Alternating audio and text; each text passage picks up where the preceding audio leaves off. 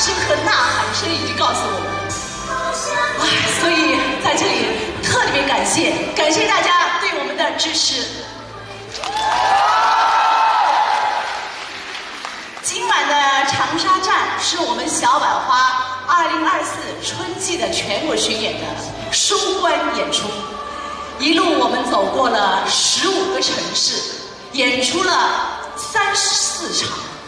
我知道这一路以来有好多的全国观众是一直多次的奔赴剧场来观看我们，支持我们小百花。所以我们在这里呢，代表我们小百花，代表我们的演员们，感谢大家对于我们的关心支持，特别是对我们青年一代的支持，谢谢大家。谢谢。我趁此机会还要感谢我们小百花这个台前幕后的所有的演职员，非常的辛苦，感谢我们的伙伴们，谢谢大家辛苦了。我想问一下大家啊，在这次巡演当中，主演场次最多的是谁？所以我建议大家把热烈的掌声送给吕云香。